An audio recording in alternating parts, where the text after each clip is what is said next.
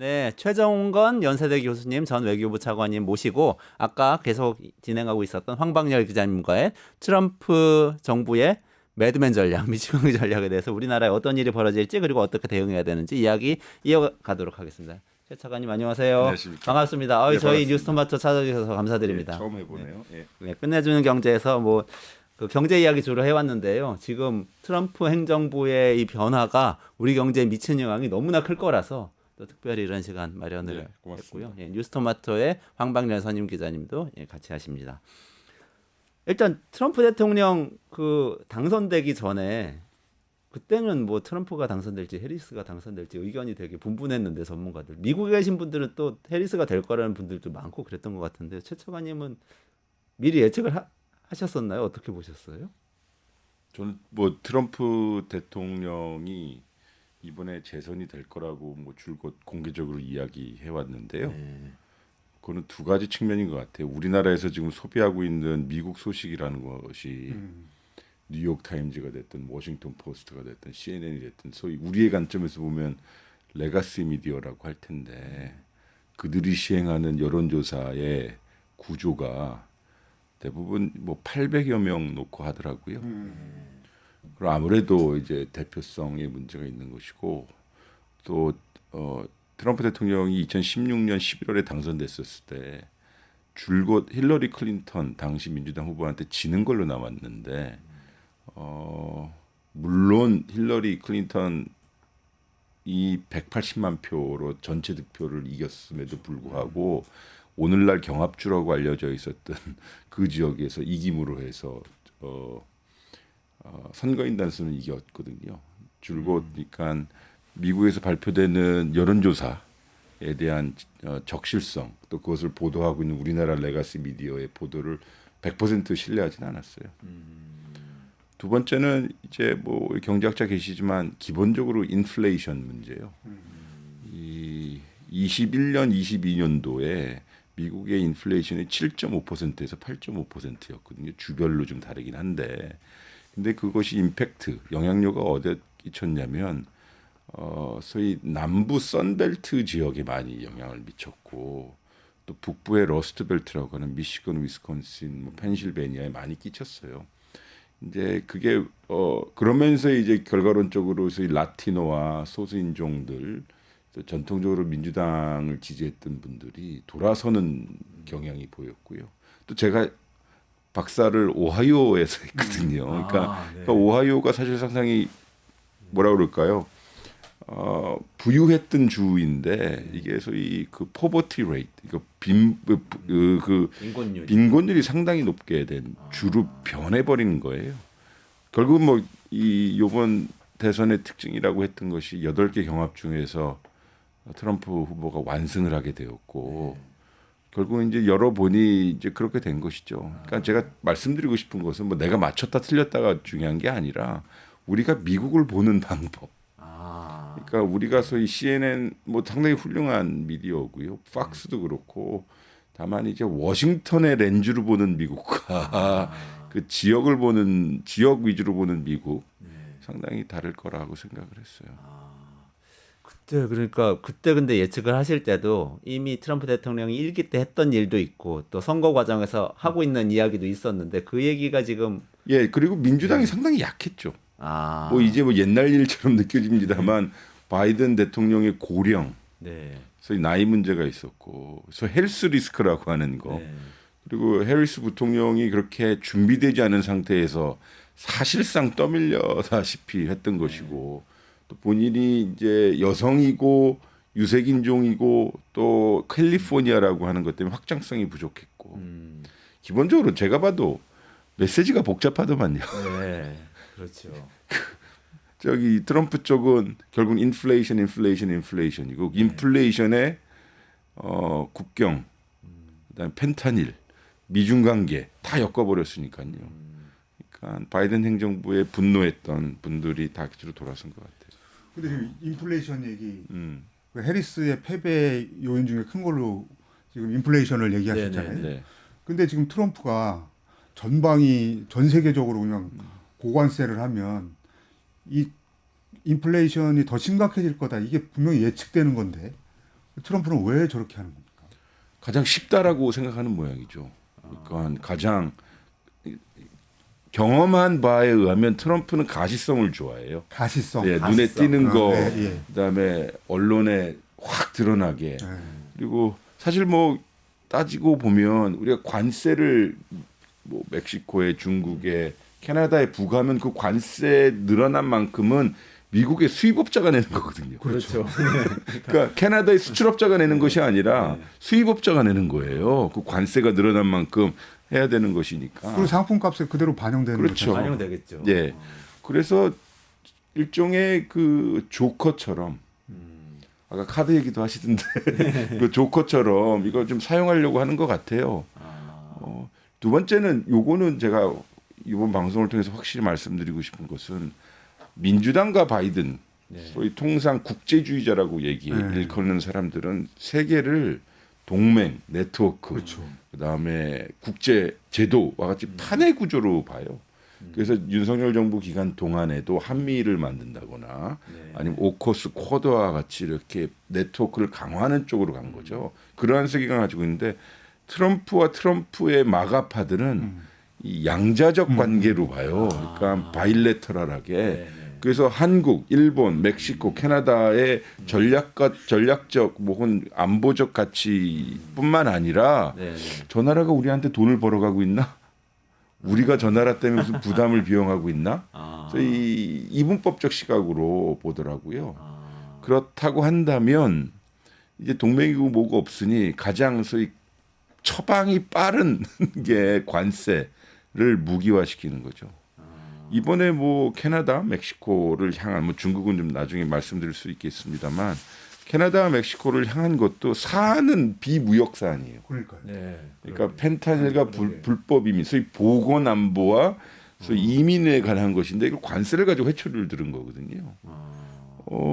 상당히 쉬운 거죠. 원래는 보통의 행정가 혹은 정치가가 지도자라면 우리의 국경 문제가 있으니 이런 걸 가지고 국경 안전 안보에 대해서 협의하자라고 해야 되는데 그러네요. 관세를 가지고 급약 처방을 했고 그것은 결국은 저희 미국 자기 오디언스들한테 확 보여줄 수 있는 가장 쉬운 가시성 있는 회초리였다고 생각해요. 좀 나쁘게 말하면 트럼프식 언론 플레이라고 얘기할 수도 있는 겁니까?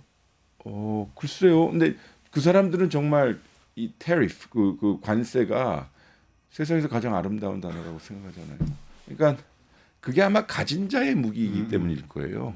그러니까 자기가 시장에 뭐 당연히 세계에서 가장 큰 시장을 가지고 있고 그리고 수입과 수출을 통해서 소위 가치 사슬을 통해서 성장했던 것인데 그걸 역으로 무기화 삼았다는 것은 정말 세계관이 다르기 때문이다라는 생각밖에 안 들어요.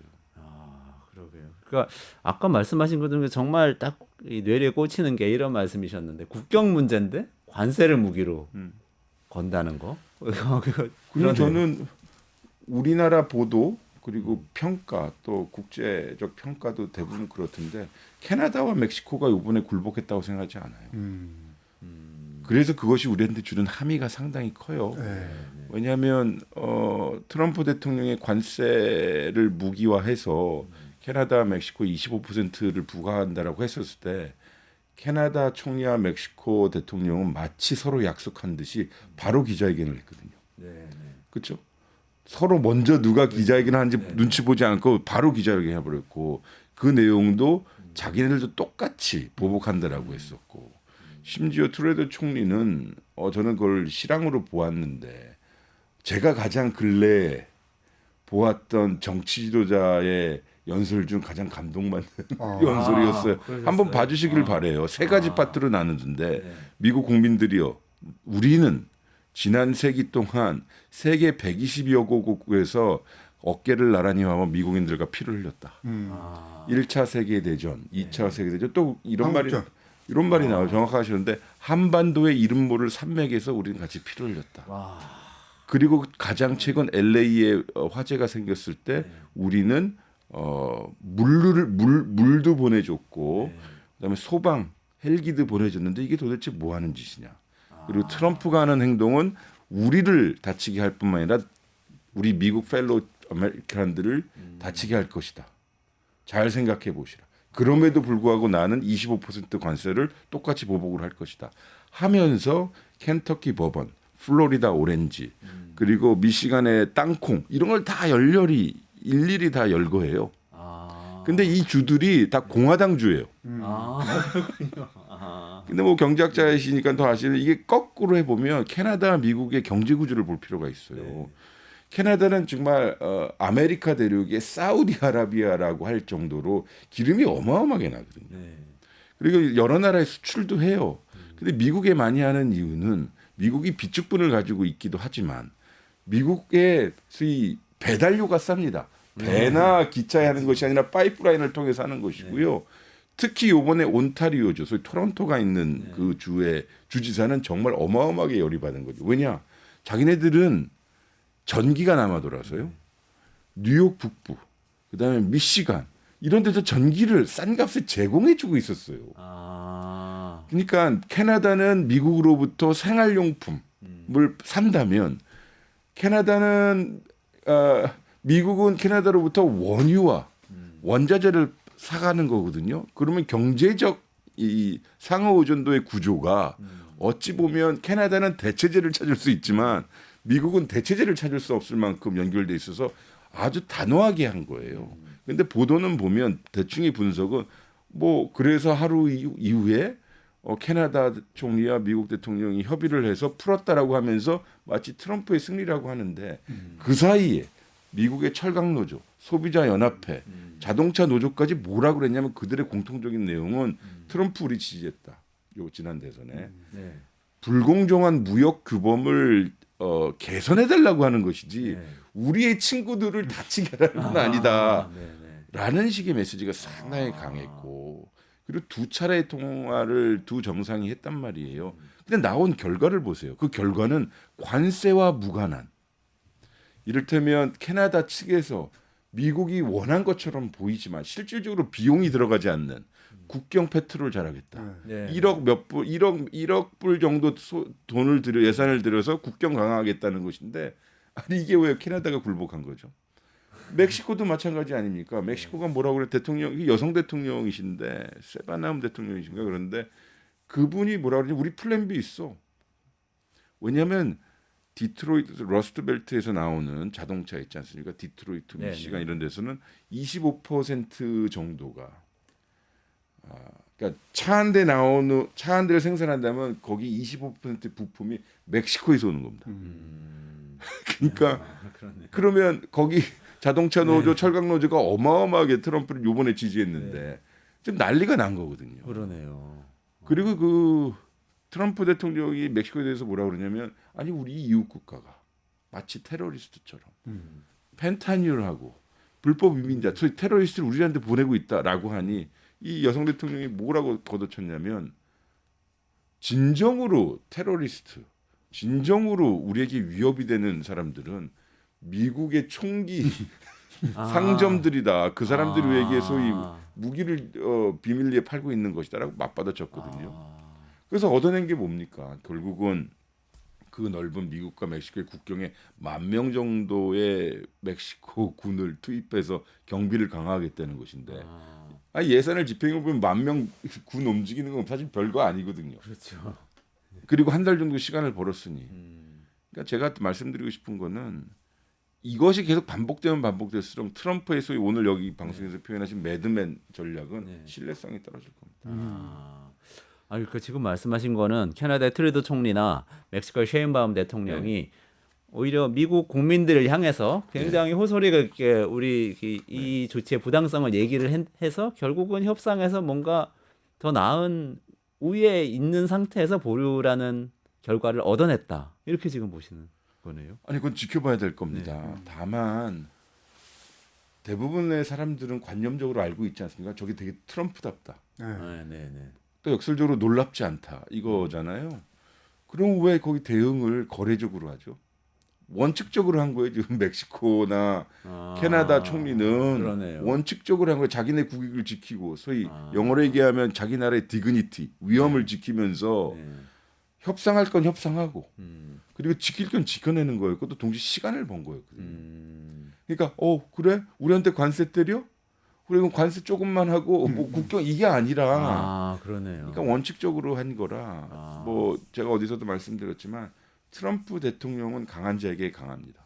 그러니까 아니 죄송해요. 강한 자에겐 잘하고 네네. 약한 자에겐 세게 합니다. 아, 네네. 그래서 저는 원칙 있는 협상이 요번 이 캐나다 멕시코 케이스를 보면 우리가 도출할 수 있는 함이다라고 생각합니다. 강약 약강이구나. 예. 아, 그러네요. 그 조금만 그럼 점프를 해서요. 교수님, 그 예를 들어서 우리나라에 지난번 트럼프 1기 행정부 때처럼 방위비 분담금과 관련해서 예를 들면 뭐 10배 올려라? 뭐 이런 얘기를 할 때 우리가 취해야 될 태도에 좀 배울 점이 있는 겁니까? 이미 문재인 정부 기간에 트럼프 행정부는 저에게 5배를 요구했죠. 그러니까 5배라면 작아 보이지만 500%를 요구한 거죠. 그렇죠. 뭐 그때는 저희 대꾸도 안 했어요. 아 처음에는 네. 그때 현직에 계실 네, 때요. 제가 사실 그 업무를 담당했었는데요. 이게 뭐야라고 했었어요. 이게 뭐야? 말이 돼? 라고 했었어요. 우리로 하면 사채업자들도 감히 얘기할 수 없는 수준의 욕을 해온 거죠. 예, 게다가 어쨌든 저희는 저희 나름대로 원칙을 가지고는 일단은 우리가 보통 방위 분담금하면 우리 정부가 알아서 그래 미국아 네가 원하니까 더 줄게 이게 아니라요. 방위비 분담금의 협정의 당사자는 대한민국 정부와 미국 중앙 정부이긴 하나 미국은 행정명령에 따라서 집행하는 거고요. 우리나라는 국회의 비준이 필요합니다. 결국 무슨 뜻이냐면 방위 분담금의 최종 결제자는 대한민국 국민입니다. 국회잖아요. 그러면 그게 우리한테 되게 협상력으로 좋아요. 국회가 절대 안 해줘. 아니 그렇잖아요. 갑자기 500%를 어떻게 해줍니까? 아니 주한 미군이 무슨 용병도 아니고요. 그래서 원칙을 가지고는 동맹의 원칙과 전통에 어긋난다라고 이야기하면서 저희가 버텼고 심지어 실무들끼리 합의한 내용이 있었는데 한 13% 정도 많이 올려줬죠 그것도. 근데 또 원타임 딜이었던 것 같은데 기억으로는. 근데 트럼프 대통령이 5배 아니면 안 된다고 걷어찬 거예요. 그때 당시 우리 대한민국 대통령 문재인 대통령은 협상을 중단 선언했어요. 아니 뭐 이거 정도가 있어야지 말이야 하면서 중단해 버렸고 오히려 미국이 안 달랐고요. 제가 여기서 드리는 말씀은 보통 알려지는 거래적이라고 얘기하잖아요. 트럼프 대통령이 우리가 아니한 생각을 가지면 안 되는 것이 방위비 분담금을 올려주면 무역은 우리한테 그렇죠. 잘해줄 거라고 생각하겠지라고 하는 건데 전혀 이슈를 섞지 않습니다. 아니 또 우리 행정적 관점에서 보더라도 관세와 무역에 관한 것은 상무부와 USTR일 텐데 방위비 분담금은 미국 국방부인데 미국 국방부를 좀 우리가 도와줬다고 해서 상무부와 USTR의 입장이 바뀔 건 아니거든요. 그러니까 또 미국 사람들은 이건 이것대로 주머니에 넣고 그냥 땡큐 해버리고 마는 거니까 이슈를 섞으면 안 됩니다. 그러니까 방위 분담금은 방위 분담금대로, 그다음에 무역 문제는 무역 문제대로 원칙 있게 대응해야 되는 거고요. 저는 기본적으로 한미 관계, 한미 동맹 중요합니다. 그거는 저는 뭐 그만큼 우리가 더 자신감을 좀 가졌으면 좋겠어요. 저 사람들이 주한미군 빼면 어떡해? 라는 생각 절대 못 빼고요. 절대 못 뺍니까? 못 뺍니다. 28,500명을 미국 어디다 갖다 놔요? 아니 지금 전 세계에서 가장 큰 해외 주둔 미군 기지가 평택인데요. 아니 그래도 지금 보니까 미국 행정부에서 갑자기 그 공무원들 10,000명씩 20,000명씩 내보내고 이런 거 보니까 그런 것도 할 수 있는 거 아니야 하고 좀 위협이 느껴지는 건 사실이에요. 근데 저 사람들은 지금 중국하고 좀 힘을 겨루겠다는 거잖아요. 중국하고 가장 가까워 있는 자기네 군사기지를 뺀다고요? 아니 정말 그러면 정말 그렇다면 그럼 우리 주한미군을 용병처럼 저희가 그 사람들 임금도 주고 저 사람들이랑 훈련할 때 훈련비 수당도 주고 항공모함 오고 그럴 때마다 저희가 다 기름값 줘야 됩니까? 그건 이상한 거잖아요. 주한미군 빼다가 가자에다가 놓으면 어떻게 가자에 지금 214만 명을 몰아내겠다고까지 했는데 저거 어떻게 봐야 됩니까? 가자지구는 대략 보면 3면이 땅으로 둘러싸여 있죠. 한 면은 이제 저쪽으로 바다로 빠져 있는 거고요. 거기 세종시만 하더라고요. 그리고 215만 명이 있는데요. 저는 어제 그 발표를 보고 아니 정말 왜 저러지? 그러니까 테이크 오버 오너십 뭐 이런 말을 용어를 썼고 또 기자들도 아주 날카롭게 질문했는데 되게 조금 슬펐어요. 그러니까 제가 그러니까요. 감정적으로 보면 그 가자 지구를 그렇게 박살을 낸 네탄야후 총리를 옆에 세워놓고 내가 그걸 테이크오버라고 했었을 때 네탄야후의 표정은 약간 미소를 네. 짓더라고요. 아니 그러면 그런 사람들이 무슨 인권을 얘기할 가치가 있으며 좀 이상하잖아요. 그리고 제 임프레션은 또 느낌은 갑자기 북한을 관광 개발하겠다.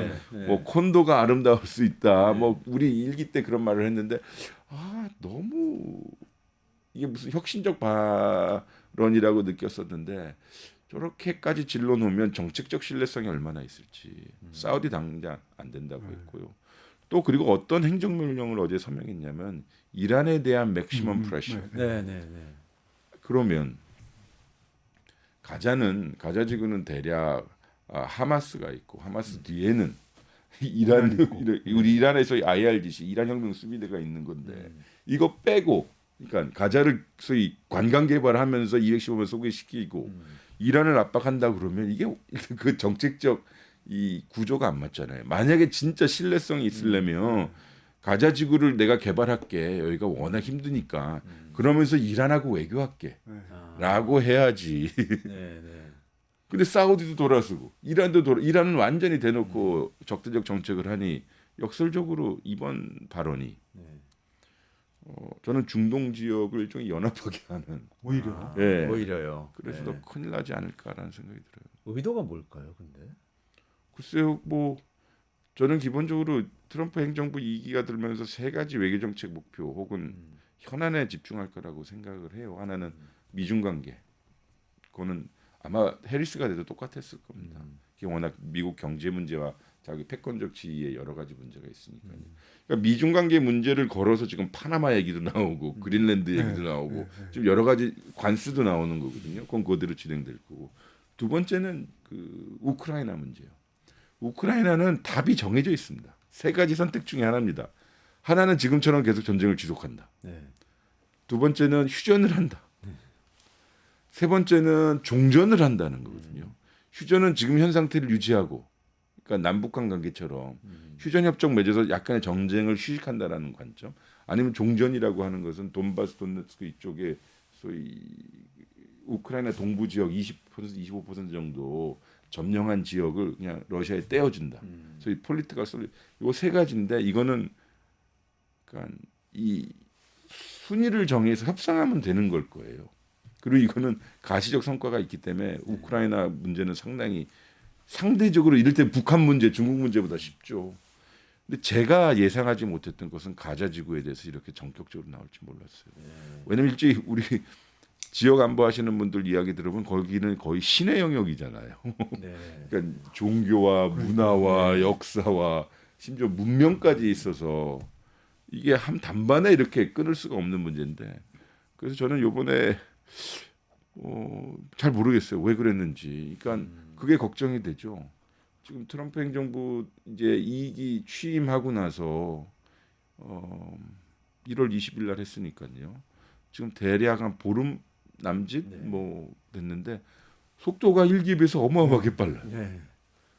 그리고 이게 무슨 휘몰아치듯이 가요. 말씀하신 대로 앨런 머스크를 앞에 둬가지고 USAID 없애려고 하는 것부터 저쪽에 파나마, 콜롬비아, 멕시코 이런 데를 때리는 것까지 이게 이제 상당히 좀 빨라요. 아마 자기들 나름대로 집권 플랜이 있었는지 뭐 이런 생각도 들고. 아니 그리고 저는 또 눈에 띄었던 게 여기 좀 교수님 오셨으니까 이렇게 좀 궁금했던 걸 좀 여쭤보겠습니다.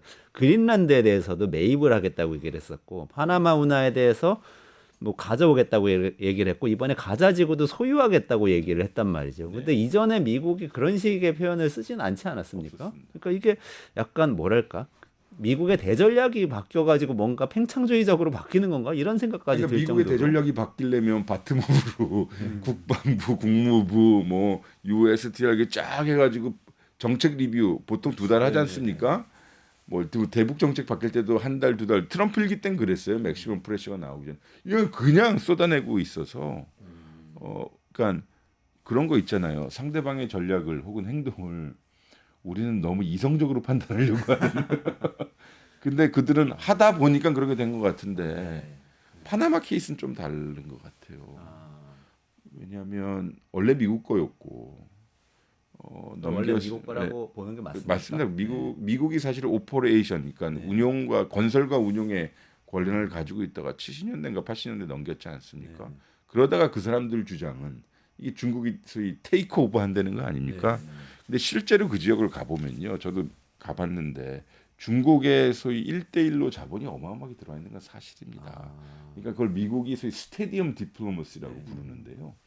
뭐냐면 보통 우리가 ODA 지원하면 거기 가가지고 공장을 짓든 직업 발전소를 짓고 그 사회적 기반을 이게 탄탄하게 하는데 우리가 애를 쓰는데 그 사람들은 중국 사람들 데려와서 상징적인 건물, 중국의 돈이 상징되는 스테디움을 짓거나 뭐 혹은 기간 산업을 짓다 하더라도 거기서 이제 운영료를 징수받는 그런 쪽을 하는데 이 중남미에 그런 게 많습니다. 중남미는 워낙 경제 규모도 작고 일종의 취약한 곳이니까요. 그것을 일종의 막기 위한 방법인 것 같기도 하고요. 그리고 루비오 그 미국 국무장관이 첫 번째로 해외 방문한 곳이 파나마가 돼 버려서 그러니까 뭔가 좀 힘을 주려고 하는 거고요. 그린란드는 저는 여전히 이해가 안 돼요. 솔직히.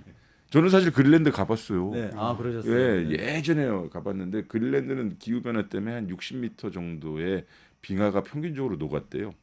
그러니까 자원이 어마어마하게 있어요. 근데 거기 그린란드 인구가 52,000명 되는데, 그러니까 덴마크로부터 외교와 국방에 빼놓고 다 자치권을 획득했는데 여기서 중요한 것은 자원 개발에 대한 고유한 권리는 그린란드 정부가 있습니다.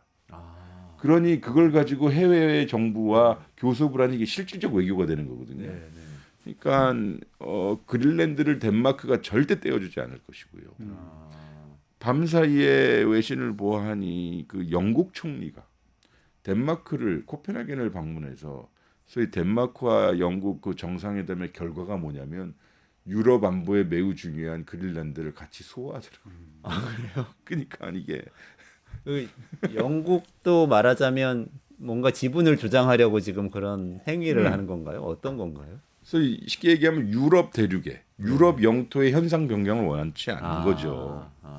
즉 유럽 대륙의 현상 변경을 힘으로 하려고 했던 게 러시아의 우크라이나 침공인데 막말로 지금 트럼프가 지금 이야기하는 것이 파나마 말 안 들면 군사적으로 캐나다 막 조롱하듯이 우리 51번째 주가 돼야 된다라고 얘기하고 그다음에 그린란드는 우리가 가져야 된다라고 얘기하니 그래서 영토와 국경의 현상 변경을 힘으로 한 듯한 모습을 보여주니 아마 민주당 정부 사람들을 보면 좀 땅을 치고 아파할 거예요. 미국에서. 브라질 룰라 대통령이 그런 얘기 했더라고요. 어느 나라가 아무리 중요하다고 해도 전 세계를 상대로 싸울 수는 없다. 허세 부리지 마라. 트럼프한테. 네, 트럼프한테. 이러다가 이제 전 세계적으로 반 트럼프 전선 이런 게 만들어지는 거 아닙니까? 예, 뭐 어디서 제가 이렇게 표현을 하긴 했는데 매 맞는 자들의 매 맞는 자들의 연대. 연대. 매 많은 자들이. 아니 그러니까 저 이게 말씀드린 게 다시 그 방위분담권으로 돌아가서요. 당시 대한민국 정부가 잘 버텨준 덕분으로. 아 그래 좀 줄게 5배 원에 3배 우리 하자라고 했었다면 일본과 독일도 그랬어요. 우리가 버텨줬으니 일본과 독일도 버틸 수 있었던 거거든요. 그래서 저는 요번에 제 혼자 생각은 멕시코와 캐나다가 나름 그렇게 원칙적인 입장 버텨주니까 나름 버텨줬다는 것을 저는 고맙게 생각하고요. 그리고 EU가 이제 너 우리 건드려봐. 지금 EU 정상회의에 EU를 탈퇴한 영국 총리까지 가서 했으니까요. 나를 한번 건드려봐. 우리 단합할 거야. 이게 사실 중국이나 이런 적성국에 대해야 할 태도인데 지금 이렇게 벼르고 있다는 거. 근데 그때 우리가 우리랑 하면 좀 잘해줄게라고 하면 소위 매맞는 자들의 연대가 깨지는 거 아닌가라는 생각. 그럼 우리도 우리 나름의 한국형 매드맨 전략 이런 거를 써야 되는 겁니까? 아니요, 아니죠. 상대방이 매드하다고 생각하면 안 되겠죠. 두 번째는 우리는 아까 말씀드린 원칙을 가지고 해야 되죠. 23년도 12월, 그러니까 24년도 12월에 파이낸셜 타임즈 어떤 기사를 보니까 정산을 해보니 우리나라가 미국의 직접 투자하는 국가들 중에 가장 1등이라고 그러더라고요. 네. 뭐 제 X가 정확히 기억 안 나죠. 155억 불인가 255억 불인가 그러는데 이게 대부분이 아리조나부터 텍사스, 조지아 맞습니다. 위로는 뭐 미시간, 펜실베니아 여기 노스캐롤라이나까지 내려오던데요. 그 대부분이 저거잖아요. 뭐 아시다시피 첨단 산업, 미래 산업 먹거리, 그다음에 화학이라고 하는 전자 배터리 이런 건데요. 저는 그 워싱턴하고도 원칙 있는 협상을 해야 되지만 그 뭐 이를테면 아틀란타 주지사, 텍사스 주지사, 조지아 주지사하고도 명확하게 우리 메시지를 던져야 되죠. 주지사 지역 정치인 입장에서는 그 동네의 고용 효과, 이 공장을 유치하면서는 경제 효과인데 아니 왜 우리가 이렇게 두들겨 맞아야 되느냐라는 확실한 메시지를 확실히 보내야 될 것 지금 같아요. 말씀하셨는데 2023년도만 한국이 이제 미국에다가 투자한 게 215억 불. 215억. 예. 네, 네. 그러니까 1위. 엄청나게 그리고 우리나라 공장들 연결해서 나갔잖아요, 사실. 그로 인해서 일자리 창출한 것도 대한민국이 1위. 근데 그렇게 해서 우리 기업들이 뭘 얻었는지 이런 것들은 좀 당당하게 협상을 해나갈 필요가 있다. 그러니까요. 지금 어쨌든 저희는 일기 때 그 관세를 가지고 막 흔들어대니 예방 차원에서 멕시코에 많이 들어간 거였거든요. 그리고 거기는 소위 나프타 북미 무역 협정 때문에 멕시코를 통해서 가면 무관세니까요. 사실상 여러 가지 편한 점도 있어서 이제 멕시코를 때린다라고 하는 것 하나, 심지어 우리가 거기가 미국 본토에 가서 공장을 짓고 활동하는데 왜 우리를 때리냐라고 하는 거죠. 저는 이런 것들은 원칙론을 가지고 명확하게 얘기해야 될 것 같아요. 그러면은 저희 또 많이 관심 갖고 계신 게 북한 이야기인데요. 트럼프가 북한을 아까 잠깐 말씀하셨는데 콘도 케이퍼빌리티가 대단하다 뭐 이런 얘기를 하는 바람에 이게 생각보다 빨리 북미 회담이 이루어지고 뭔가 우리나라가 소외되거나 아니면 뭐 굉장히 기회가 생길 거다 이런 거 아니냐는 관측도 있는데 어떻게 보십니까? 저는 그렇게 하길 바라죠, 사실. 아니 뭐 트럼프 대통령이 소위 그 김정은 위원장에다 대고 우리는 잘 지냈다, 다 잘 지낼 수 있다, 그리고 우리는 뭐 할 얘기가 많다, 나이가 돌아다 그런 식의 메시지는 저는 매우 바람직하다고 봐요. 2017년, 18년도 국면에서는 사실상 따져보니 트럼프 대통령의 소위 전략적 결단에 의해서 북미 회담이 열렸다고 좀 봐요. 왜냐하면 실제로 김정은 위원장이 제안을 했고 대한민국 특사였던 정의용, 서훈 두 분이 그 백악관에서 그걸 소위 딜리버리를 한 것이고요. 그럼 내가 만나지라고 한 건데 이제는 만날까 말까의 키는 김정은 위원장이 가지고 있다고 봐요. 그러니까 김정은 위원장이 받아야 돼요. 근데 받으려면 조건이 명확해야 돼요. 지난번에 배신과 굴욕의 그 결과였던 하노이 정상회담이 그렇게 끝나면서 본인이 들고 나왔던 정책이 결국은 적대적 이국가론하고 우리 남한을 향해서 그리고 러시아를 향한 소위 전략적 결단에서 러시아와의 밀착이거든요. 파병까지 했어요. 예, 파병까지. 아니 파병을 한다는 것은 가장 신뢰성을 놓고 소위 국가 간의 최고의 성의일 텐데 그것보다 더 높은 가치를 줘야 돼요. 이를테면 하노이 때 나왔던 영변 같은 것을 받아내기 위해서라도 보다 명확한 걸 줘야 돼요. 근데 트럼프가 그렇게 줄 수 있을까도 문제이고 두 번째는 김정은 위원장이 그걸 얼마나 신뢰할까의 문제도 아니겠습니까? 그리고 근본적으로 다른 것은 대한민국 정부의 역할이 없어요 지금. 그러니까 김정은 위원장 요번에 트럼프 한번 만나봐요. 괜찮을 거야라고 하는 중재와 촉진에 없어요. 그러니 지난 2년 반의 윤석열 정부의 외교안보 그 레가시 보면 땅을 치고 후회할 일이죠. 피스메이커 문재인이 없다 이런 네. 말씀인 거죠. 그러니까 그때 중재- 타임즈에 문재인 대통령이 니고시에이터라고 해가지고 예. 중재자라고 해서 표지 모델로도 나오고 그랬었죠. 예, 대통령 취임하기 전에 나온 건데요. 그러니까 제가 드리고 싶은 말씀은 우리가 뭐 관세, 방위분담금, 뭐 동맹사 이렇게 말씀드렸지만 제가 제 경험을 말씀드려 보면 저도 뭐 학자였다가 이제 외교일선으로 가다 보니 이런 생각이 들더라고요. 미국이 우리를 필요로 할 때 네.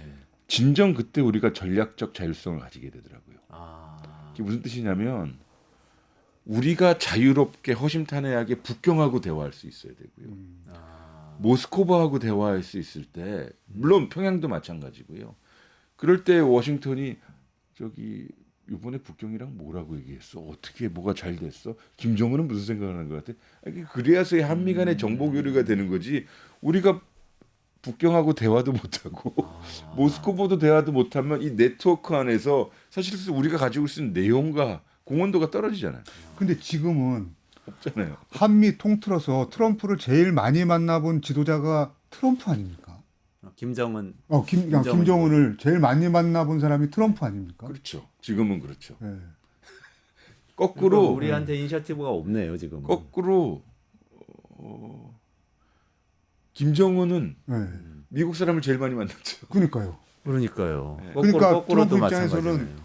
한국은 별로 의미가 없잖아요. 그러니까 어떻게 보면 우리가 김정은한테 트럼프가 무슨 생각하는 것 같아라고 물어봐야 될 처지가 될 수도 있다는 그런 말씀이시잖아요. 물어볼 사람이 없죠. 저희는 지금. 아, 그렇죠. 그럼 윤석열 정부가 지난 2년간 했던 북한과의 관계를 모두 다 끊고 중국을 적대국처럼 했고 한 것들이 다 지금 후과로 남겠네요. 그래서 문재인 정부도 보궐선거를 통해서 당선된 후에 5월 10일 날 바로 출근하였듯이요. 요번 탄핵이, 나가는 네. 그렇죠. 탄핵 후에 이제 다음 정부도 그럴 겁니다. 그러면 어떻게 해요? 올해는 사실상 그러니까 아픈 거죠.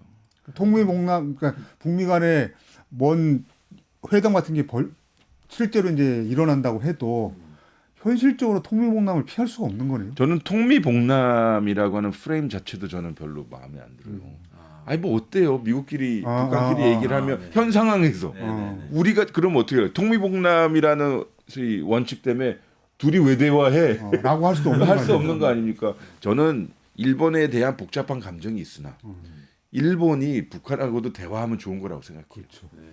그렇죠. 아니 지금 우리는 러시아하고 중국하고 92년 잘 아시겠지만 그때 다 수교했는데 왜 일본은 미국하고 북한은 일본하고 미국하고 수교를 하지 못해서 어려운 거 아닙니까?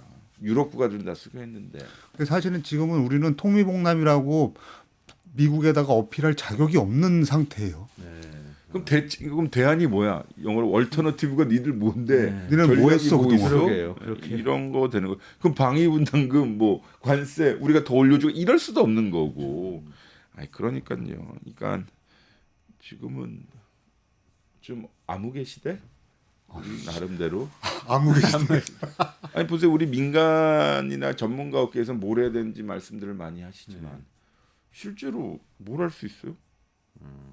몇 가지는 있을 수 있다고 저는 생각해요. 뭐 차근차근 한 발짝 한 발짝 그 한반도 평화 프로세스를 재가동 혹은 그 기반을 만드는 사업을 해야 될 텐데 저는 남북 간의 그 남북 군사 합의, 9.19 군사 합의 복원하자고 하는 제안은 북한이 할 수 있다고 봐요. 네. 그게 왜냐면 그게 시작점. 왜냐면 그건 우리도 좋은 거고 어. 북도 상당히 긍정적으로 생각했던 것이고 또 규범적으로 말씀드려도 접경 지역에서 확성기 틀고 대북 전단지 날리고 오물풍선 왔다 갔다 하는 게 좀 볼상사납거든요. 네. 그리고 거기 접경 지역의 주민들 워낙 고통 속에 사시고 아니 좀 창피하잖아요. 왜냐하면 우리 황 국장님 잘 아시다시피 문재인 정부 때는 우리가 큰 비전을 가졌잖아요. 종전선언, 비핵화, 뭐 남북 정상회담, 북미 정상회담인데 윤석열 정부 때는 어떻게 됐습니까? 오물풍선, 전단지 이 정도 가지고 우리가 얘기를 하게 되면 사실 좀 창피한 거라. 그러니까 한반도의 군사적 긴장을 완화할 수 있는 제도가 이미 있었고, 그렇죠. 2, 3년 동안 지켜져 있었고, 그러면 이 한반도에서 이 우발적 군사 충돌을 방지할 수 있는 군비 통제를 복원하면서 북한의 주류라고 하는 군부와 대화할 수 있는 채널을 유지하면, 그럼 우리의 전략적 가치뿐만 아니라 한반도의 안정을 찾을 수 있고 그런 게 중요한 것 같아요. 9.19 군사합의를 복원하는 것을 시작으로 해서 한번 대화를 시작해 볼 수 있겠다. 마지막으로 사관님 시간 다음 코너가 있어가지고 마무리를 해야 되는데 한 가지 핵 문제 관심이 또 많으세요. 일반 국민들도 트럼프가 뉴클리어 파워라고 북한을 또 묘사를 하는 발언을 하는 바람에 뭐 우리나라 정치권에서는 또 우리도 핵 가져야 된다는 논의가 또 또 불거져 나오기도 하고 하는데 이 문제는 어떻게 봐야 됩니까? 뭐 당연히 우리는 한반도의 비핵화를 정책적 목표로 삼아야 되고요. 이거는 이제 말씀드리고 싶은 게 1992년도에 남과 북이 합의한 한반도 비핵화 선언에 한반도의 비핵화가 되면 이런 모습일 거야라고 하는 7개 조항, 7개 요소가 7개인가 8개 요소가 있잖아요. 비밀리에 보유하지 않고 재처리하지 않고 실험하지 않고 뭐 평화적으로 사는 그런 그게 실현되는 거라고 한다면 왜 우리가 핵무장을 한다고 주장을 해야 돼요? 현실적으로요. 우리나라에 21개가 22개의 원자력 발전소가 있는데 거기서 들어오는 우라늄 어디서 가져올 거예요? 지금 한미 원자력 협정에 의해서 컨트롤되고 있고요. 정말 비밀리에 만들었다 쳐요. 어디서 실험할 겁니까? 우리나라에서 뭐 태백산맥 지하에서 실험할 겁니까? 지금 우리나라는 사실상 다 투명하게 다 공개되는 세상인데 그리고 비핵화 NPT 비핵화 체제에서 탈퇴할 거면 북한 다음에 우리가 두 번째로 비핵화 탈퇴하는 북한의 길을 가는 거예요. 그럼 북한의 선택이 옳았다고 얘기하는 거예요, 그 사람들. 우리는 그렇지 않잖아요. 그러니까 저는 그 욕망은 이해하되 그거는 현실적으로 불가능하다라는 생각이 들어요. 미국이 실제로 뉴클리어 파워라는 그 스테이터스를 인정은 할 거라고 보세요? 북한에? 아니요, 그건 그렇지 않을 그것도 거예요. 그렇지 않을 거라고. 트럼프 대통령의 발언 그 자체는 북한은 핵무기가 있잖아지 핵을 공식적으로 인정받은 국가라고 하는 건 아니고요. 현실을 그냥 인정한 네. 거다라는 거죠. 인지적으로 발언한 건데 저는 그것을 가지고 우리가 너무 확대 해석하는 것도 과소비라고 생각합니다. 그러니까 파키스탄이나 이스라엘 같은 상태가 되지도 않을 거다. 그렇게는 안 돼요. 그렇게까지는 그럼 우리가 안 될 거다. 인정하겠습니까? 네. 저 짧게 하나만. 네네. 지금 한국에서 핵무장론이나 전술핵 재배치 이런 거는 이제 비판하는 분들 중에서도 말도 안 된다 이런 거는 비판하는 분들 중에서도 일본 정도의 잠재적 핵 능력은 갖자 이렇게 주장하는 분들이 있습니다. 예. 순서가 틀렸어요.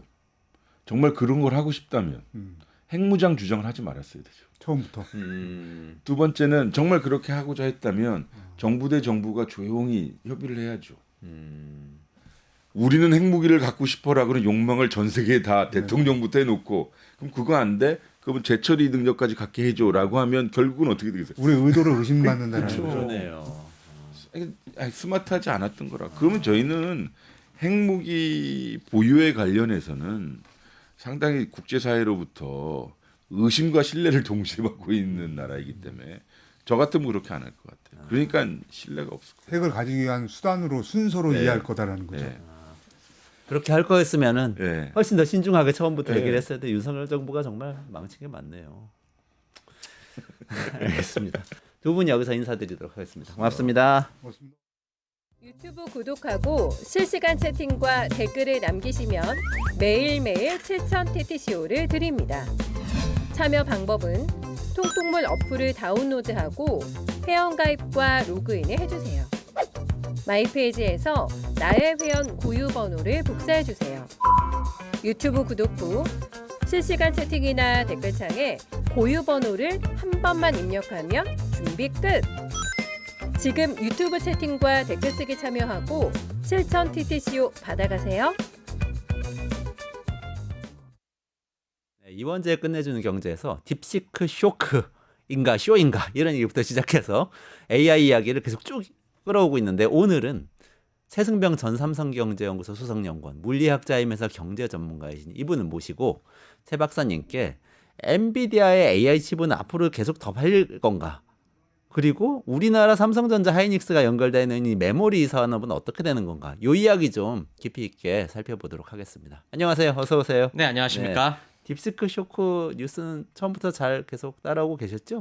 네, 목에서 관심이 연휴 아주- 동안에도 맘 편히 쉬지 못하게 참 만드네요. 설 연휴를 망친 분들이 많아요. 네, 맞습니다. 근데 좀 흥분되는 부분도 있고요. 어떻게 그렇습니다. 보면. 네, 이거 미국이 막 빅테크가 수십조 원 때려 넣어야 되는 기술인 줄 알았는데, 이거 싸게도 만들 수 있으면 우리나라 기업들도 할 수 있는 거 아니야? 오픈 소스면 벤처 기업도 한번 이거 갖다가 개발해 볼 수 있는 거 아니야? 이런 희망도 좀 생기고요. 맞습니다. 뭐 기업 경영의 세계는 항상 이런 다이나믹한 경쟁이 벌어져야 재미있는 거죠. 그러니까요. 자, 그래서 오늘 모셨는데 그래도 여러 가지 이야기가 지금 있지만 네네. 딥시크와 관련해서 그러니까 엔비디아에 어떤 영향을 주는 거야? 이 질문이 굉장히 크게 대두가 됐어요. 맞습니다. 그래서 네. 그 이야기 또 물리학 박사이시기도 하고 지난번에 우리 영상에서 반도체 산업을 기술적으로 굉장히 잘 설명을 해주셨잖아요. 네. 거기 한번 비춰볼 때 엔비디아가 딥시크 사태하고 어떤 연관이 있는 건지 요거 좀 여쭤봤으면 하고 모셨습니다. 네. 사실 뭐 연휴 때 못 쉰 이유 중에 하나가 기술적인 문제도 궁금하지만은 딱 그 우리 연휴 때문에 장이 안 열리는 동안에 엔비디아가 폭락했지 않습니까? 맞아요. 네. 그 하루 만에 금요일 거의 20% 가까이 폭락했죠. 네, 금요일 제가 기억하기로는 금요일에 한 3% 빠지고 이게 주말에 막 그 뉴스가 또 막 소상설레하면서 월요일 되니까 그냥 그때 17% 빠졌나요? 네네네. 뭐 이렇게 급전직하해 갖고 참 엔비디아 보유한 주주분들을 다 마음 아프게 했는데 저 그래 갖고 저도 그 당시에 아니 금요일에 빠진 건 이해가 됐어요. 뭐 3% 정도는 빠질 거라고 생각했는데 월요일 날 어느 정도 빠질까 싶었는데 그 정도까지 빠지는 거 보고서 아 이게 진짜 이 정도 충격을 받을 일인가 싶어서 저도 그때부터도 더 열심히 들여다본 기억이 납니다. 근데 뭐 지금 뭐 시간이 좀 지나서 뭐 그때도 비슷한 감정을 느꼈지만은 제 생각에는 뭐 충격적인 부분이 뭐 합당한 충격이 한 20% 그중에 20% 정도였고 한 80%는 좀 호들갑이 아니었나 좀 그런 판단을 하고 있습니다. 네이버의 그 AI 클라우드 센터장 하는 하정우 박사라고 있는데 AI 전문가잖아요. 그분은 폭락하자마자 자기는 엔비디아 샀다고 그러더라고요. 아, 네. 그게 맞는 반응인 것 같습니다. 제가 보기에는. 다 그 당시에 사실 뭐 거의 전고점 거의 온 상태에서 야, 더 올라가냐 마냐 하는 상태에서 굉장히 불안 심리가 가득한 상황에서 마침 울고 싶은데 뺨 때려주는 뉴스가 나오니까 시장이 좀 과민 반응을 한 게 아닌가 그런 판단을 하고 있습니다. 과민 반응이다. 네. 그럼 너무 호들갑을 떤 거 아니냐 이런 네. 입장이신 거예요? 네, 저도 그런 입장을 갖고 있는데요. 크게 보면은 그 시장이 그렇게 반응하게 되기까지 세 가지 요소가 저는 작동했다고 봅니다. 첫 번째는 일단 딥시크가 좋은 건 사실입니다. 네. 저도 뭐 그 뉴스들 많이 나오고서 열심히 써봤는데 굉장히 성능에 만족스러웠습니다. 그래요? 네, 아무래도 뭐 우리 이 박사님도 뭐 논문 작성하면서 써보셔서 아시겠지만은 우리가 뭐 이 오픈 AI의 챗GPT도 요금 비싸게 내는 플랜 넣으면은 네네. 막 그 문서 통째로 올려다가 굉장히 그렇죠. 커스터마이즈를 많이 할 수 있지 않습니까? 네네. 그러면서 굉장히 멋있게 만들어 쓸 수가 있는데 이건 딥시크는 그런 기능을 공짜로 네. 할 수가 있고 저도 그래서 막 제가 보던 PDF 같은 거 막 올려가면서 이것저것 시켜봤는데 와 이거 유료 플랜 거의 비슷한 수준으로 좋은 성능을 내면서 와 이거 진짜 역시 이것도 중국제는 가성비가 좋구나 하는 생각을 했습니다. 그런 면에서 확실히 성능이 좋은 건 인정을 해요. 근데 그 다음이 문제인데 그 다음에 이 딥시크가 사실 또 인기를 끌게 된 거는 그 기술 논문에 보면은 가격이 우린 이렇게 하기까지 그 트레이닝을 시키는데 비용이 한 뭐 10분의 1에서 20분의 1 몇백만 달러 오더 정도밖에 안 들었다라고 한 게 크게 사람들이 놀라게 했지 않습니까? 야 이건 진짜 저비용으로 되게 다 할 수 있다는 거야?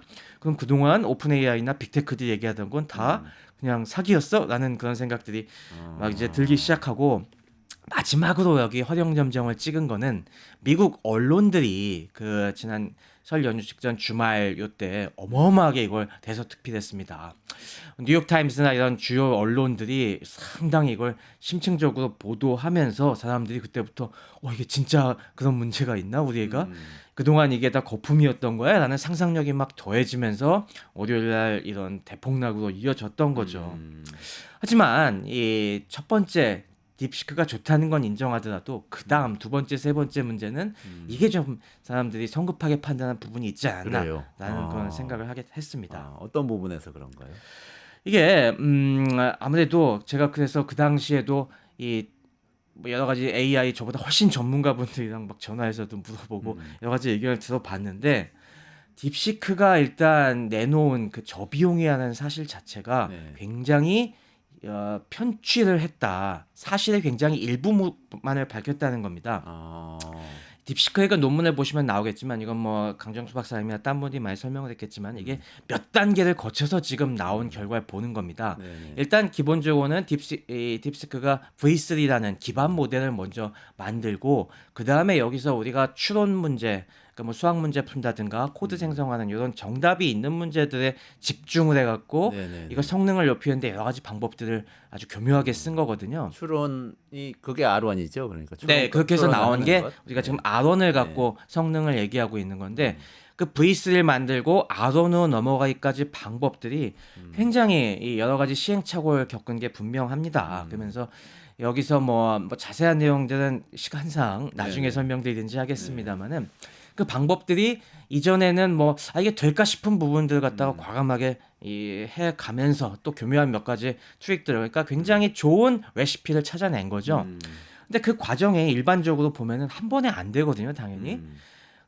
그리고 굉장히 많은 시행착오가 필요한 부분인데 그런 과정에 들어간 여러 가지 비용들을 깡그리 무시하고 거기 논문에서는 우리가 V3 기반 모델을 갖다가 만드는데 트레이닝 시키는 데만 몇백만 달러면 충분해. 뭐 이렇게 얘기하니까 우리 돈으로 한 80억 원 된다고 네. 이렇게 계속 나오고 있는데. 그렇죠. 그러니까 사람들이 보기에는 이 전체적인 과정의 비용이 아니라 딱 그 일부분만 얘기한 건데 이 전체가 다 그 정도 비용이면 되는 줄 이게 사람들을 오도시킨 거라는 거죠. 그러니까 뭐 굳이 비유하자면은 우리가 뭐 어떤 5만 원 정도 되는 그런 전골찌개가 있다고 하면은 뭐 그런 뭐 오픈 AI에는 유명한 맛집에서는 그걸 5만 원에 팔고 있는데 우리 그건 10,000원이면 충분해. 이거 사실 우리가 따져 보니까 그거 육수 값은 1,000원도 2,000원밖에 안 돼.라고 얘기한 건데. 라고 얘기한 거죠. 근데 사람들이 그렇다면은 저건 저 집에 저 비용은 다 사기란 말이야? 이런 식으로 얘기하는 거죠. 근데 사실 뭐 우리가 알다시피 음식점에서도 재료값은 10% 20% 정도밖에 안 되지 않습니까? 네네. 그게 당연한 거고 사실 그 레시피를 만들어내기까지 또 굉장히 많은 시행착오가 있는 걸 다 이제 안 밝히고 딱 그렇게만 얘기하니까 사람들이 거기 확 거기에 꽂혔다는 거죠. 그러니까 그 80억 원 계산한 걸 보니까 네. 그게 요거 학습시키는데 80억 원 들었다는 얘기이긴 한데 거기에 뭐 GPU가 사실 H100이라는 고성능이 아니고 뭐 그 저사양의 GPU를 몇 번을 써가지고 했는데 그렇죠. 한 번 사용하는데 뭐 토큰당 얼마가 드니까 계산해 보면 이렇게 나온다. 이렇게 돼 맞습니다. 있더라고요. 그러니까 그런 식으로 그냥 최종 사용료만 딱 첨부해서 했는데 사실 그동안 쓴 것들이라든가 그리고 또 그런 인프라를 갖추기까지 들인 비용을 갖다가 얘기를 안 한 거죠. 그래서 그 부분 말씀해 주신 부분도 이제 논란거리인데 이 딥시크가 그것만 보면은 이거 굉장히 뭐 그냥 진짜 별거 아닌 가난한 스타트업이 쥐어짜서 그 돈으로 만들어냈구나라고 생각할지 모르겠지만 그게 아니거든요. 딥시크 이번에 나온 거 보면은 전주부터 굉장히 빠방합니다. 그 양원양. 투자자. 그 딥시크의 소유주 양원양 요즘 계속 많이 얘기되는 그 사람이 양원펑이죠. 양원펑이죠. 양원펑이 이제 돈을 어마어마하게 일단 번 여러 가지 뭐 AI 투자 기법들을 이용해서 이미 뭐 몇 조 원대 부를 일군 사람이고 그 사람이 또 어마어마하게 인프라 투자를 갖다가 해갖고 지금 그 기반화해서 딥시크를 만든 거거든요. 이미 이 딥시크가 갖고 있는 컴퓨팅 인프라가 그 전부터 뭐 얘기가 많이 되던 것이 우리가 뭐 지난번에 H100 얘기하면서 그거보다 H100보다 조금 성능이 낮은 게 A100이 있다고 했지 않습니까? 그 A100을 일단 한 뭐 몇천에서 10,000개 정도 갖고 있다고 이미 얘기가 되고 있습니다. 그리고 거기에다가 이번에 또 얘기한 거는 H100의 성능을 낮춘 수출용 모델인 H800 얘기를 했는데 그래서 H800을 한 또 뭐 몇 1, 2천 개 썼다고 하죠. 그래서 H800이 그러면 H100보다 굉장히 성능이 낮고 싼 제품이라고 착각하시는 분들도 있는데 그렇지가 않습니다. 그래요. 네, H800은 H100보다 안 좋은 게 몇 부분이 있는데 한 가지는 이제 메모리가 조금 안 좋은 것입니다. 그러니까 메모리가 HBM 우리가 들어가지 않습니까? 근데 보통 H100에는 3E가 들어가는데 여기는 좀 한 세대 전인 3가 들어갑니다. 그리고 어떤 부분의 성능을 낮췄냐면은 우리가 이 안에서는 숫자 계산을 하는데 소수를 계산하지 않습니까? 근데 그 소수를 갖다가 보통 64비트, 그러니까 과학 연산에서는 보통 64비트짜리 굉장히 소수점이 낮은 데까지 이 정밀도가 높은 그런 수를 쓰는데 그 부분의 성능을 굉장히 낮춘 그런 프로세서예요. 근데 요즘 AI 이 연구에서는 그 정도까지 이게 FP64라고 하는데 더블 프리시전 이 정도 숫자를 안 쓰거든요. 요즘 양자화 기법이라고 해서 그러니까 소수점 한 뭐 수십 자리까지 나오는 걸 다 필요 없다. 이거 뒤에 한 소수점 한 몇 자리까지만 끊어서 그 정도 대충 숫자로 계산을 해도 대충 잘 나온다는 게 요즘 추세이기 때문에 이거 굉장히 어려운 얘기인데 또 AI 이해하려면 알아야 될 것 같은데 이 양자화라는 용어를 쓰셨어요. 네. 그러니까 64자리 소수점 64자리까지의 숫자를 다 쓰는 방식으로 예전에 계산을 해왔다. 요거까지는 알겠어요. 네. 이게 줄이는다는 게 어떤 의미인 거죠? 그만큼 다루려면은 메모리도 많이 필요하고 연산 계산을 되게 많이 해야 되니까 이 정확도를 64 낮추는 자리니까? 거죠. 그러니까 반올림으로 해서 뭐 이진수로 32자리까지만 쓴다든가 요즘은 그거보다 더 낮춰갖고 8자리, 4자리만 씁니다. 그러니까 절사한다는 얘기네요. 그렇죠, 절사하는 말하자면 이 펜의 길이를 볼 때 이게 뭐 15.84, 24, 54, 56, 56 뭐 이렇게 나갈 수 있는데 그냥 15cm로 하자. 그렇습니다. 뭐 이런 식으로 그런 쓴다는 식으로 거잖아요. 대충 계산을 해도 충분히 쓸 만큼 AI 성능이 나온다는 겁니다. 그런 식으로 해서 이 컴퓨팅 효율을 높이는데 그 부분에서는 성능이 차이가 없어요. H100이랑. 아, 그래요? 네. 양자화해서 연산할 때는 사실 H100이랑 크게 차이가 안 납니다. 아. 가격도 싸지가 않아요. 아, 가격도 우리가 뭐 H100 같은 게 뭐 하나당 이 서방에서 보통 구할 수 있는 게 뭐 5천만 원에서 1억 뭐 그 정도 한다는 얘기를 하지만은 중국에서 H800이 그거에 한 원래 가격은 뭐 한 3천 4천만 원에 파는데 네. 중국 내에서도 이 구하는 경쟁이 심해 갖고 네. 중국 내에서는 거의 1억에 가깝게 유통된다는 얘기들이 아, 있습니다. 그래요? 그러면 가격이 가격 차이 비싸네요. 별로 안 나요. 아니 근데 뭐 량원펑은 아까 말씀하신 거는 뭐 하여튼 수조 원을 투자해서 벌었다고 하니까 네. 자기 돈으로 이렇게 산 거네요. 그렇죠. 말하자면 그런 식으로 그런 했겠네. H800을 갖다가 얘네들이 뭐 2,000개 정도씩 쓸 수 있었다는 거는 지금 대한민국에 있는 모든 H100 모아도 2,000개 안 된다는 얘기가 나오고 있거든요. 아, H800, H100. 우리나라는 H100을 기준으로 구할 수 있으니까. 아, 근데 그거에 거의 맞먹는. 맞먹는 걸 하나의 기업이 갖고 있는 수준이라는 겁니다. 아, 그러니까 그런 막대한 컴퓨팅 인프라 이미 갖추고 있는 투자 비용을 깡그리 무시하고 얘기를 하니까 이게 비용이 적게 들어 보이는 거죠. 아니 근데 그래도 그렇다고 하더라도 그 메타나 아마존이나 오픈 AI가 하는 거보다는 덜 투자한 거 아니에요? 그러니까 칩을 그거- 덜 산 거 아닙니까? 그렇죠. 그리고 그런 어떻게 보면 이제 지난번에 설명해 주실 때 엔비디아 블랙웰에 대해서 한번 설명해 주셨는데 차세대 모델이죠. 근데 네. 거기까지는 또 안 가고 H800 수준에서도 할 수 있다고 얘기할 수도 있는 거 아니에요? 수준도 낮고 칩도 덜 쓰면서 그래도 개발을 할 수 있다. 이런 가능성 보여준 거 그렇습니다. 좋은 레시피를 찾아낸 거죠. 그러면서 뭐 흔히 얘기되는 강화학습을 갖다가 기존에 우리가 굉장히 사람을 많이 집어넣어서 사람이 직접 지도해 가면서 파인 튜닝을 해야 성능이 나온다고 믿었던 걸 갖다가 기계가 알아서 채점하고, 그러니까 강화학습이라는 게 뭐냐면 기계가 스스로 이 채점을 해가면서 자기가 더 좋은 풀이 방법을 찾아내는 거라고 보시면 되거든요. 네네네. 그래서 그런 방법들을 갖다가 교묘하게 쓰면은 그렇게 추가적인 투자를 많이 하지 않고서도 요게 학습이 가능하다라는 그런 점을 찾아낸 것은 당연히 인정할 부분인데, 근데 뭐 결과적으로 봤을 때 그 과정을 우리가 깡그리 무시하고 그 결과적인 비용만 놓고 보면은 그거 갖고 이제 이 우리가 과민 반응하는 것 자체가 문제이고, 다만 물론 뭐 그걸로 인해서 앞으로 비용이 획기적으로 줄어들 가능성도 있으니까 그래서 또 시장에 이렇게 반응한 것들도 있죠. 하지만 이게 여기서 또 자세히 들여다 보시면은 이게 꼭 앞으로 그렇게 될 문제인가라는 부분을 우리가 생각해 볼 수가 있습니다. 여기서 여러 가지 쓴 테크닉들 중에서 또 사람들에게 많이 인상을 줬던 것이 우리가 이 MOE라고 해서 네네. 이제 전문가 혼합, 전문가, Mixture of of Experts라는 Experts. 그런 기법을 또 써서 얘네들이 컴퓨팅 자원을 줄일 수 있다, 그런 얘기들을 사람들이 많이 혹했거든요. 무슨 얘기냐면은 이 딥시크 R1 같은 경우는 우리가 흔히 모델의 크기를 얘기할 때 그 안에 들어가는 파라미터요, 미지수의 개수를 갖고 뭐 얘기하는데, 그게 보통 지금 6천억 개 수준의 모델을 갖다가 만들었다고 했지 않습니까? 근데 얘네들이 이걸 갖다가 직접 추론 연산을 할 때는 그 중에서 일부 전문가가 얘는 수학 문제 잘 푸네, 얘는 네네네. 작문을 잘하는 애, 얘는 코딩을 잘하는 애, 이런 식으로 그걸 나눠 갖고 그 부분만 호출을 해서 그게 한 각각의 서브 모델들이 한 파라미터가 대략 한 400억 개, 네네. 300억 개 그 정도 수준이니까 그만큼만 호출해서 자원을 줄일 수 있다. 뭐 또 그런 식으로 해갖고 그럼 이게 진짜 저비용으로 되는 거야라고 그런 식으로 본 부분들도 있는데요. 그럼 몇 천억 개 돌릴 때보다 그 AI 칩 자원이 훨씬 덜 든다. 그쵸. 연산을 덜 해도 된다. 그런 인상을 준 거죠. 근데 이것도 전문가들은 반박을 하는 것이, 그게 그렇다고 해서 그러면은 더 작은 프로세서에서 돌릴 수 있다는 얘기냐? 그건 아니라는 얘기를 합니다. 아니라고요? 왜냐하면 처음에 이 칩에 이걸 모델을 돌리려면은 그 6천억 개짜리를 일단 올려놔야 된다는 거죠, 메모리에. 네. 그러니까 그렇게 실제로 그 중에 나중에 쓰는 거는 400억 개만 쓴다고 하더라도 처음에는 일단 6천억 개를 갖다가 올려놓을 수 있는 컴퓨팅 자원이 돼야지만 그 다음에 쓸 수 있다는 겁니다. 그러니까 전문가들을 우리가 한 명만 쓴다고 해서 그때 전문가들을 불러와서 되는 게 아니라 일단 전문가들을 다 우리 방에다 앉혀놓고 그때 질문 들어왔으면 이제 우리 수학 전문가님이 풀어주시죠. 네. 그다음에 우리 코딩 전문가님이 풀어주시죠.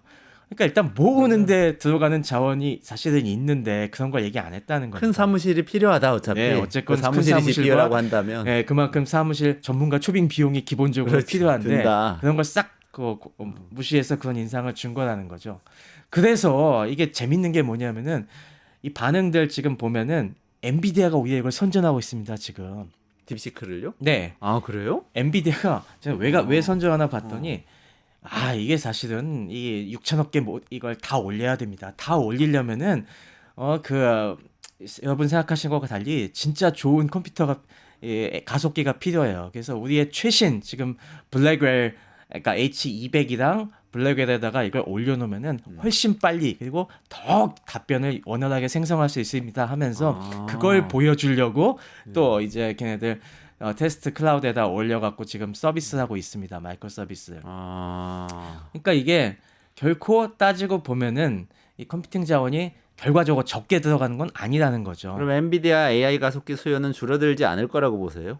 네, 저는 딥시크가 같은 식의 오픈 소스 AI가 늘어나더라도 앞으로. 네, 아무래도 이게 생각을 해보십시오. 이게 저 빅테크들만 할 수 있는 거라고 하면은 우리가 다 포기하고 그냥 이제 저네들이 개발하는 거 그냥 쓰자라고 이렇게 생각할지 모르겠는데 이게 굉장히 좀 더 작은 자원으로도 돌릴 수 있고 우리도 좀 이걸 갖다가 이 딥시크를 갖다가 받아다가 우리도 튜닝해서 더 좋은 걸 만들 수 있다는 지금 희망이 생긴 거지 않습니까? 그럼 어떻게 하겠어요? 그럼 나도 한번 해볼까? 라고 하면서 더 엔비디아 칩을 갖다가 사고 그리고 그걸 모델 적재시켜가면서 이것저것 시도를 해볼 수 있을 거 아니에요. 오히려 그런 작은 펌들도 더 할 수 있다는 희망을 주면서 더 사보자. 더 사. 네. 아니 그러고 보니까 딥시크 나오자마자 우리나라 과기정통부에서 GPU 맞습니다. 3만 장 사겠다고 또 계획을 바로 발표를 했더라고요. 맞습니다. 그래서 요즘 안 그래도 그런 쪽에 AI 팜에 대한 얘기가 높았는데 지금 이걸 계기로 해서 우리도 추격할 수 있는 희망이 있어. 중국이 하는 걸 보니까 우리도 조금만 투자를 해주면은 한번 해볼 수 있겠다라는 이 생각으로 지금 오히려 주문이 늘 수 있다는 거죠. 그러면은 마지막으로 네. 엔비디아의 HBM 납품하는 그 하이닉스도 사실 주가 영향을 많이 받았었더라고요. 맞습니다. 네, 그러면 하이닉스 HBM도 그러면 수요는 계속 더 늘어나는. 제가 거라고 보기에는 당분간은 지금 요 딥시크 충격에 대한 과민 반응과 요 평가가 좀 지난 다음에는 오히려 다시 상승할 수 있을 것 같습니다. 그래요? 제가 말씀드린 대로 기본적으로 지금 AMD 주가는 이런 대항마들로 생각되는 쪽에서는 아직 이런 붐에 부응할 수 있는 이런 하드웨어 공급할 능력이 부족하거든요. 그럼 당장 이런 흐름에 있어서 지금 딥시크가 이렇게 치고 나가니까 다른 기업들도 그럼 빨리 더 늦기 전에 우리도 해보자는 지금 분위기가 형성이 되고 있는데 어쩔 수 없이 그러면 엔비디아 칩을 살 수밖에 없거든요. 그렇다 보면은 결국에 엔비디아, 하이닉스 등등등과 함께 엮여갖고 당분간은 오히려 수요의 부스트 영향으로 작용할 거라고 저는 생각이 들고요. 네. 다만 그 효과는 있습니다. 이제 딥시크가 이렇게 좋은 레시피를 찾아낸 것처럼 이걸로 인해서 다른 좋은 레시피들이 이제 그 다음부터 많이 만들어지기 시작하고 이 정도면 충분히 우리가 쓸만한 AI 에이전트를 만들 수 있겠다 싶으면은 그 다음부터는 그거에 최적화된 계속 저희가 말씀드린 어떤 특정 모델 아키텍처에 최적화된 NPU 개발 경쟁이 그 다음에 이어질 수가 있겠죠. 그러니까 장기적으로 보면은 우리가 브로드컴이 그런 수많은 NPU들 만드는 기업들의 파트너로 활약하고 있다고 하지 않습니까? 그런 쪽으로 더 힘이 갈 수는 있겠지만은 일단은 기존의 엔비디아 하이닉스 요 구도가 좀 더 강해지지 않을까 싶고요. 네. 그 다음에 역시 중요한 거는 이제 이런 식으로 결과적으로 지금 점점점 좋은 레시피가 나오면서 아키텍처에 최적화된 새로운 메모리들이 이제 다양하게 수요가 폭발할 것 같습니다. HBM도 지금 더 발전할 여지가 있고 그리고 이런 경량화 모델의 이 숨통이 트이면서 그다음 우리가 조금 더 그동안 경시해왔던 소위 얘기하는 그래픽 DDR 램 같은 거 있지 않습니까? 이런 쪽의 수요도 다시 한번 좀 더 붐업될 수 있겠다. 당장 아. 지금 RTX 50 최근에 내놓은 그것만 해더라도 거기는 GDDR6가 들어갑니다만은 그것도 지금 매진 행렬. 그런가요? 네, 엔비디아 얼마 전에 계속 국내 출시돼. 잘나가네. 네, 얼마 전에 국내 출시돼 갖고 근데 관련 이제 파는 이 온라인 그거는- 쇼핑몰들 PC용이죠. 네, 그게 굉장히 느려졌어요. 그래서 왜 그런가 봤더니 딥시크 한번 우리도 돌려보자라고 해서 매니아들이 그걸 살려고 지금 난립니다. 딥시크를 개인 PC에 또 다운로드 받아 돌리려면 그 경량화 모델이긴 하지만 그래도 그래픽 카드가 좋은 그렇죠. 게 가장 있어서 최신의 이 엔비디아 그래픽 카드가 필요하기 때문에 그거 지금 살려고 또 난립니다. 엔비디아는 계속 논하네요. 네, 그거 하나에 200만 원짜리인데 그러니까요. 지금 200만 원 살려는 사람들 뭐 개인들도 그렇게 돈 싸들고 기다리고 있는데 개인용 PC에 200만 네, 원짜리 달려. 개인도 그렇게 사겠다고 달려들고 웬만한 이제 기업들도 야 한번 해보자라고 이제 또 그런 데이터 서버용, 데이터 센터용으로도 어마어마하게 줄을 설 테니까 글쎄요. 저는 이게 단기적으로는 적어도 중기적으로는 엔비디아의 긍정적인 뉴스로 더 크게 작용할 거라고 봅니다. 그렇군요. 마지막으로 삼성전자. 네. 뭐 퀄테스트 HBM 퀄테스트 통과했다는 얘기 잠깐 기사에서 제가 봤는데 네. 지금 삼성전자도 이 지금 논의 안에서 수혜를 받을 수 있는 건가요? 아니면 아직은 좀 수혜 받을 수가 있죠. 일단 그래요?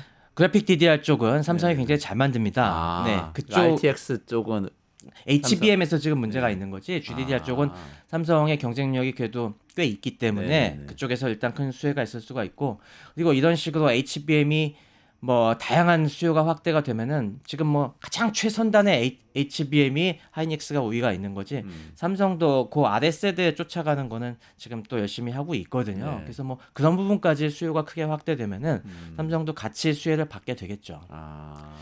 아무래도 이제 점점 AI 시대로 가면 갈수록 더 고성능의 메모리가 필요해지기 때문에 이 고성능의 메모리를 누가 공급할 수 있느냐, 그런 부분에 있어 이 반도체 기업들의 승패가 많이 갈릴 것이고, 뭐 지금 하이닉스 다음은 역시 삼성도 여전히 저력이 있기 때문에 그런 부분에서 우리가 뭐 쉽게 기대를 접기엔 이르죠.